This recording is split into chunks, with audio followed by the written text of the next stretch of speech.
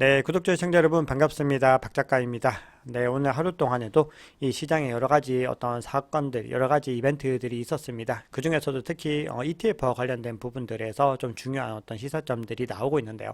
오늘은 그 부분들에 집중을 해서 기관들의 움직임과 지금 가격의 전망들이 또 어떻게 흘러갈 것인가, 이런 이야기들을 한번 나눠보겠습니다.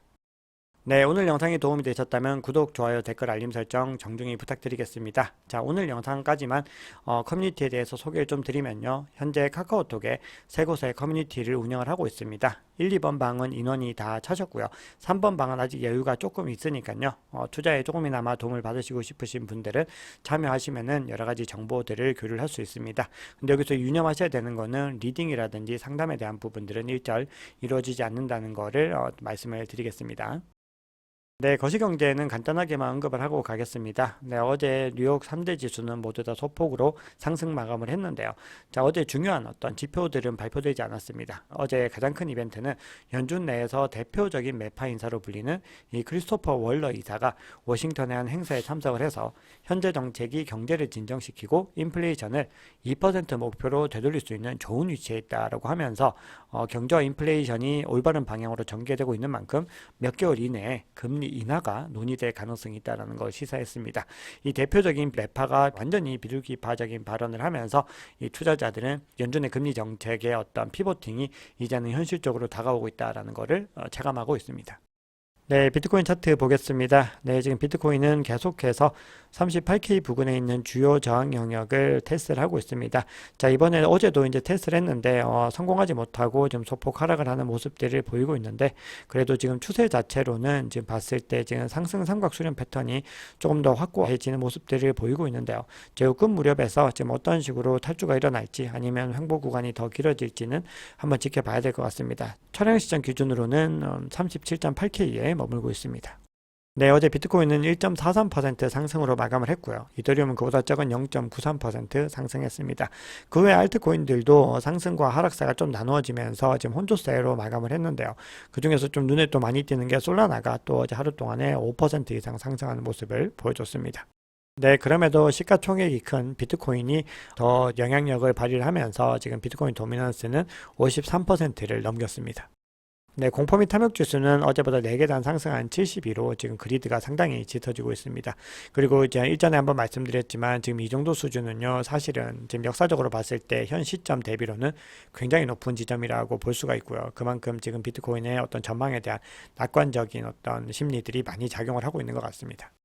네, 그러면 CBD 차트 보겠습니다. 네, 지금 보시면은 38.5K에서 가장 짙은 매도벽이 형성이 되어 있습니다. 요건 어제 말씀드렸던 URPD 지표에서 UTXO 실현 가격과도 동일한 지점이라고 말씀을 드렸죠. 그리고 그 상단으로도 10개 지금 형성이 되는데, 지금 38K에서는 매도벽이 사라졌다가 지금 어제 일시적으로 다시 잠깐 생겨나는 걸 볼 수 있습니다. 그만큼 지금 상승세를 막아서려는 지금 매도세가 강력하다라는 걸 확인할 수가 있고, 이 지점이 지금 굉장히 중요한 격전지다라는 것을 우리가 다시 한번 확인할 수가 있습니다. 네, 매수벽은 36.5K와 그 하단으로 해서 35K 부근까지 좀 옅게 형성이 되어 있습니다. 자, 그럼 고래들의 움직임을 보겠습니다. 자, 이번 상승장을 이끈 건요, 가장 큰 규모의 갈색 고래입니다. 그리고 두 번째로 큰 보라색 고래도 여기서 지금 유입이 되는 거를 볼 수가 있죠. 그래서 지금 큰 물량으로 지금 접근을 한 건 요 두 개의 고래라는 거를 볼 때 지금 현재 어떤 유입되는 규모 자체가 좀 크게 들어오고 있는 걸 확인할 수 있거든요. 그래서 요걸 뒤에서 이제 기관의 어떤 자금 유입들과도 대비를 해봐도 지금의 흐름 자체는 굉장히 어떤 기관들이나 고래들이 중심이 돼서 많이 주도하고 있다라는 거는 좀 명확해 보입니다. 자, 그리고 이제 그 다음으로 큰 빨간색 고래도 여기서 소폭 담았는데 여기서부터 지금 던지는 모습들을 보였고요. 지금 여기서 지금 보라색 고래도 지금 던지는 움직임으로 지금 전환을 했습니다. 그래서 지금 요 움직임인데 과연 또 38K를 다시 한번 리테스트를 하게 될지 요 추이에 대해서는 우리가 계속해서 좀 모니터링을 해보는 게 좋을 것 같습니다. 네, 그러면 시장의 중요한 뉴스들 전해드리겠습니다. 지금 현재 현물 ETF를 신청한 미국의 자산운용사가 총 12곳이죠. 지금 12개의 신청서가 이렇게 있는데 지금 계속해서 지금 승인 연기된 경우는 이 빨간색으로 표시가 되고 있습니다. 그런데 최근에 지금 프랭클린 템플턴과 해시덱스가 11월 17일에 연기가 됐고 다음 일정이 1월 1일인데 지금 프랭클린 템플턴을 아직까지도 지금 굉장히 많은 시간이 남았죠. 2달 가까이 남아있는 일정들인데 이거를 조기에 연기를 해버렸어요. 그래서 이게 지금 왜 그런 것인가? 있을까에 대한 많은 의구심들이 있거든요. 근데 거기다 더 중요한 거는 지금 이 모든 기관들이 지금 S1 양식서를 갖다가 계속해서 수정안을 지금 제출하고 있는 상황인데 프랭클린 템플턴 같은 경우는 수정안을 갖다가 SEC가 제출하라는 얘기도 하지 않아 놓고는 연기시켜 버렸어요. 그래서 지금 현재 S1 양식을 제출하지 않은 유일한 업체로서 결정 기한이 연기가 된 건데, 그래서 여기에 대해서 지금 많은 의구심들이 있고, 지금 해시덱스 같은 경우는 아직까지 연기가 발표가 되진 않았는데 연기가 될 가능성이 덩달아 지금 높아지고 있는 거겠죠. 자, 그런데 SEC가 이 프랭클린 템플턴과 해시덱스를 상대로 해서 지금 현물 ETF 관련 대중 피드백을 수렴하라고 지금 지시를 했습니다. 그러면서 지금 해당 상품에 대한 조작 사기 등의 어떤 리스크와 함께 수탁 기관 역할을 하는 코인베이스와 이 펀드 간의 관계에 대한 부분들도 굉장히 집요하게 질문을 하고 있는 겁니다. 자, 그러면서 지금 이렇게 이들 상품에 대한 대중 피드백을 21일 내에 지금 제출하고 이후에 2주간의 어떤 반박 기간들을 가지겠다라고 얘기를 하고 있거든요. 자, 이 얘기는 어떤 의미로 해석될까요? 지금 이렇게 이 기간들을 잘 따져보면은 리젝한 기간들과 해서 어느 정도 지금 시점이 지금 일치되고 있는 부분들이 있는데요. 시장의 또 전문가들은 아무래도 SEC의 이런 움직임들은 규제 당국이 지금 빠르게 움직이는 걸로 해석을 하는 게 올바른 것 같다, 이렇게 얘기를 하면서 2024년 1월 10일이 지금 가장 유력하다고 계속해서 지금 회자가 되는데, 요 일정에 맞춰 가지고 마감일까지 모든 지원자들을 좀 일시적으로 승인을 해주기 위해서 움직이는 것이 가능성이 높다, 지금 이렇게 해석을 하고 있습니다. 물론 요거는 해석의 문제이기 때문에 이렇게 된다는 건 아닌데, 이런 정황들이 지금 또 계속해서 보여지는 게, 기관의 유입을 측정할 수 있는 여러 가지 지표들이 있습니다. 근데 그 중에서 이제 대표적인 지표들이 전부 다 일제히 지금 급등을 하고 있는 걸 볼 수가 있어요. 요거는 코인베이스 프리미엄이라고 하는 지표인데요. 지금 보시면은 우뚝 솟은 걸 볼 수가 있습니다. 근데 요게 이제 크게 상승할 때 가격이 상승을 했는데, 지금 가격 상승이 그렇게 많이 동반되지 않았는데 이렇게 많이 지금 매입을 하고 있다라고 하는 거는 기관들이 지금 계속해서 주워 담고 있다는 거거든요. 그래서 지금 비트코인 가격이 바이낸스보다도 지금 무려 85달러가 높게 코인베이스에 에서는 거래가 되고 있다라는 거거든요. 네, 그리고 기관들의 유입을 확인할 수 있는 또 다른 지표가 CME 선물 지표인데요. 지금 CME 선물이 지금 현물과 스프레드가 굉장히 계속 벌어지고 있는 거를 확인할 수가 있어요. 지금 이 격차들이 계속 늘어나고 있다라고 하는 거는 역시나 기관들의 거래량 자체가 계속해서 지금 늘어나고 있다라는 거거든요. 그래서 지금 CME 선물은 지금 39K 이상에서 지금 거래가 되고 있는 거를 확인을 할 수가 있습니다. 네, 그리고 연일 속보로 전해지는 소식이 있는데요. 지금 어떤 특정 고래 하나가 비트코인을 아주 그냥 폭발적으로 매집을 하고 있는 정황들이 나오고 있습니다. 그래서 이 고래가 어제 하루 동안에만 1178개 BTC를 매입을 했고요. 또 오늘 들어서도 아침에만 539개를 지금 매집을 하면서 계속해서 지금 비트코인을 축적을 하고 있습니다. 그래서 지금 총 보유 물량이 13,900개 이상으로 비트코인을 늘려놓은 거예요. 이 짧은 기간에 폭발적으로 늘어나면서 28일 동안 계속해서 축적을 해온 겁니다. 그래서 비트코인 고래 순위에서 순식간에 지금 73위에 랭크가 됐는데, 이게 어떤 특정한 개인이라고 보기는 조금 어려울 것 같고요. 어떤 특정 기관이 계속해서 이제 비트코인을 매집을 하고 있는 것이 아닌가, 이런 추측들이 나오고 있습니다. 네, 그리고 캐나다의 퍼포스 비트코인 현물 ETF가 있습니다. 캐나다에 출시된 현물 ETF인데요. 지금 11월 때부터 계속해서 그 점진적으로 지금 노출을 늘리면서 비트코인에 대한 관심이 상당해지는 것들을 확인할 수 있습니다.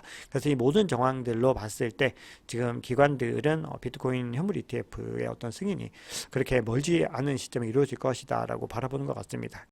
자, 그래서 또 하나 좀 다른 방향의 기사도 가지고 와봤습니다.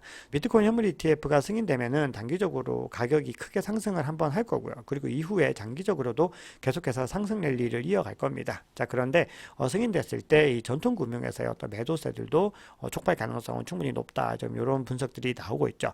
왜냐하면 소문에 사서 뉴스에 팔라, 이런 조언이 투자 시장에는 있는 거죠. 그래서 지금 현재 상황에서 지금 이미 전통 금융 플레이어들이 비트코인을 폭발적으로 매수하고 있는 거는 모두가 알고 있고, 이게 지금 하루 이틀 문제가 아니라 몇 달 동안 포지션을 구축을 해왔다는 거죠. 거기다가 상당한 지금 롤업 비용까지 지불을 하고 있다는 겁니다. 그래서 지금 제네시스 트레이딩의 파생 상품 책임자의 의견은 코인베이스 같은 주가를 봐도 이미 ETF 재료들이 많이 좀 반영이 된 것 같다라고 얘기를 하고 있습니다. 자, 그러면서 현물 ETF가 어떤 승인되면은 파티가 한번 탁 일어나겠지만 이후에는 빠르게 좀 흐지부지 될 가능성이 있다라고 얘기를 했습니다. 네, 그러면서 금 ETF를 예로 들고 있는데요. 금 ETF가 출시됐을 때 45달러였고 순식간에 치솟았는데, 이게 슬금슬금 빠져서 5월에는 41달러까지 떨어졌다는 겁니다. 근데 그 이후에 7년 동안 268%가 상승을 했었던 거를 이야기를 하면서 전통금융의 어떤 매도세에 대한 흐름들은 반드시 주의해야 된다라고 얘기를 하고 있습니다. 네, 그럼에도 지금 시장에서는 낙관적인 전망들이 훨씬 더 위에 있는 거는 부인할 수가 없는 것 같습니다. 지금 이 코인데스크 기사에 따르면은 이 스탠다드 차타드 영국의 대표적인 은행 중에 하나죠. 근데 계속해서 이제 비트코인에 대해서 불리시한 관점을 얘기를 해왔습니다. 근데 어떻게 얘기를 하고 있냐면은 내년 말입니다. 2024년 말까지 가면은 100K에 도달할 것이다. 하나로는 1억 3천 정도 되는 금액입니다. 그래서 그때 이 시점이 됐을 때는 비트코인 현물 ETF도 이미 승인됐을 가능성이 높고, 그리고 반감기도 지난 시점이죠. 그래서 우리가 이 시점에서 장기적인 어떤 상승세를 고려하더라도 지금 시점은 일단은 매입하기에 좋은 시점이다라는 거는 분명해 보입니다. 네, 이번에는 채굴의 관점으로 지금 이 시장의 어떤 가격 전망들을 예측한 어떤 의견도 있는데요. 카프리올 펀드의 설립자입니다. 찰스 에드워드라고 하는 사람이 이제 이야기를 하는 건데, 이 과거 반감기의 어떤 채굴 비용 상승과 가격 데이터를 근거로 해서 지금 이 흐름들을 이야기를 하고 있습니다. 자, 그러면서 2024년 지금 4월이 되면은 이제 반감기가 예정되어 있죠. 그렇게 되면 전력 비용, 즉 비트코인 채굴에 들어가는 에너지 비용이 하룻밤 사이에 2배가 되는 겁니다. 요거는 뭐 기정 100% 사실인 거죠. 그래서 이제 그렇게 됐을 때 비트코인의 보상이 절반으로 줄어들면서 비효율적인 채굴자들은 이제 문을 닫을 수밖에 없다는 겁니다. 자, 그런데 과거 두 차례 어떤 반감기 요때와 요때 시점으로 봤을 때 전력 비용이 반감기 전 가격의 65%와 이 50% 지점에서 바닥을 찍었다는 겁니다. 그래서 만약에 이번 반감기에 전력 비용이 50% 오른 상태에서 바닥을 찍는다면은 이 반감기 때 어떤 바닥 가격은 4만 1,200달러가 될 것이다. 지금보다는 소폭 상승하는 그림으로 나올 것이다라는 거죠. 그리고 이후에는 이 가격대가 요 구간들을 돌파해서 이제 상승을 하는 랠리를 이어갈 것이다라는 겁니다. 네, 그러면 온체인 지표를 통해서 이 시장의 상황을 조금 더 살펴보겠습니다. NUPL 지표입니다. 지금 NUPL 스코어가 43.8%까지 갔습니다. 그래서 지금 요 구간이 요 미듬 구간까지는 아직까지 가지 못한 지금 긍정과 염려 단계를 이제 거의 벗어나려고 하는 요 직전까지 가고 있는데요. 요 구간에서 요 50%를 돌파했던 요 구간들이 바로 이제 본격적인 상승 랠리를 펼쳤던 구간이다라는 거죠. 근데 아직까지는 그 지점에 50%까지는 아직까지 미치지 못했다. 그렇기 때문에 아직은 좀 더 인내를 가져야 된다라고 우리가 볼 수가 있습니다. 그리고 요거는 이제 단기 보유자 희석이라고 하는 어떤 지표인데요. 요게 이제 장기 보유자들의 어떤 희석량들이 계속해서 늘어나고 있다라고 하는 요 구간들은 이제 불장이 오는 그 시점들, 이제 상승장이 오는 시점에서 요게 극도로 지금 늘어나는 걸 볼 수 있고, 과거 최고치는 요 구간까지 찍었는데 지금 보시면은 요것도 계속해서 어떤 상승의 흐름들을 조금씩 가져가고 있다라는 거죠. 그렇게 봤을 때 우리가 지금 이 구간은 아직까지는 가야 할 길이 여전히 멀다, 이렇게 볼 수가 있는 거죠. 네, 그러면 기술적인 분석 간단하게 보고 가겠습니다. 네, 지금 시간봉으로 봤을 때 지속적으로 지금 저점을 높이고 있는 거를 우리가 지금 확인을 할 수가 있습니다. 그래서 상승 추세 모멘텀이 지금 이어지고 있고요. 지금 RSI 상태로 봤을 때도 지금 보시면은 저점을 지금 터치를 하고 지금 현재 이 구간을 지금 탈출해서 상승 구간으로 좀 가고 있는 거를 확인을 할 수가 있습니다. 자, 그리고 MACD 상으로 봤을 때도 지금 지속적인 어떤 매수 압력들이 확인이 되고 있고요. 계속해서 상승의 어떤 구간들로 이어지고 있는 것을 볼 수가 있습니다. 그리고 지금 골든 크로스도 지금 이 구간에서 지금 일어나고 있는 걸 확인을 할 수 있는데요. 그래서 이런 결과들이 결국은 이제 가격이 오늘 단기적으로 상승을 했던 건데요. 네, 거기에 대해서는 여러 가지 관점들이 있는데요. 여기에 대해서는 이제 하나의 관점 정도만 좀 비교를 해서 가지고 와 보겠습니다. 이거는 케빈 스벤슨이라고 하는 분이 가지고 온 관점인데요. 2020년 11월에서 12월 상황과 2023년 11월과 12월 상황들이 굉장히 유사하다라고 얘기를 하고 있습니다. 그래서 기술적인 분석상에서 지금 요 당시에 이렇게 해서 지금 상승 랠리로 이어졌는데 요 구간에서 이 지점들을 찍고 다시 반등할 가능성이 과거 2020년의 어떤 패턴과 비교했을 때는 충분히 가능하다는 것이고요. 지금 RSI도 마찬가지 어떤 흐름들을 지금 보이고 있는데 요 바닥 지점을 터치하고 올라갈 가능성이 있다라고 이야기를 하고 있습니다. 근데 제가 어제 이제 보여드린 표에서도 지금 2020년 상황과 좀 계속해서 비교를 하고 있다라고 말씀을 드렸는데 2020년 11월을 마감을 했을 때는 근데 수익률이 40%가 넘었거든요. 근데 지금은 그런 정도까지는 나오지 않고 있는데 지금 오늘 일단 조금 가격 반등에 성공을 했다라고 하는 부분들이 어느 정도 지점에서 이 가격대를 마무리할지, 이 월간 마감이 또 굉장히 중요합니다. 그래서 그 부분들은 계속해서 관찰해보고 여러분들께 전해드리도록 하겠습니다. 네, 재밌는 자료가 있어서 하나 좀 가지고 와 봤는데요. 우리가 DCA라고 하는 투자법이 있죠. 일정한 수준의 어떤 일정한 금액을 규칙적으로 정기적으로 투자를 한다라는 겁니다. 근데 요거를 하루에 $50씩을 만약에 매일 투자를 했다라고 생각을 해봅니다. 그래서 이거를 이제 9년 동안 매일마다 했을 때 이 수익 성과를 갖다 한번 내봤더니 비트코인이 압도적이었다라는 걸 볼 수가 있습니다. 테슬라보다도 거의 한 7, 8배가 더 높았고요. 그리고 뭐 다우존스나 금과는 뭐 비교할 수가 없습니다. 지금 뭐 몇십 배 더 높은 수익률을 거뒀다라는 거를 볼 수가 있거든요. 그래서 우리가 장기 투자의 관점으로 접근했을 때 가장 좋은 자산이 무엇이냐라고 하면은 비트코인이다라고 이야기를 할 수가 있는 거죠. 네, 근데 요거는 이제 같은 플랫폼에서 채굴 주식과도 한번 비교를 해봤습니다. 요걸 이제 5년 동안 꾸준히 장기 투자를 했을 때 채굴 주식과 비트코인 중에서 어떤 게 더 높은 수익률을 거뒀냐라고 했을 때 단기적으로는 채굴 수익이 비트코인 가격을 뭐 압도했던 순간들도 있었습니다. 근데 요거를 이제 장기로 봤을 때 5년으로 보니까 역시나 비트코인을 매집한 것이 장기 수익률이 가장 높았다. 이런 표가 나오고 있습니다. 네, 그리고 지금 도지코인 얘기도 간단하게만 전해드리면 지금 도지코인의 보유 주소 수가 사상 처음으로 지금 500만 개를 돌파를 하면서 지금 계속해서 시장에서 좀 주목을 받고 있는데요. 이 흐름들이 또 어떻게 이어질지는 뭐 우리가 계속해서 봐야 되는 부분입니다. 우리가 이걸 가지고 뭐 가격이 상승한다 이런 거 섣불리 예측할 수는 없다는 거 말씀을 드리겠습니다. 네, 오늘 준비한 얘기는 여기까지입니다. 오늘 영상이 도움이 되셨다면 구독, 좋아요, 댓글, 알림 설정 정중히 부탁드리겠습니다. 지금까지 박 작가였습니다.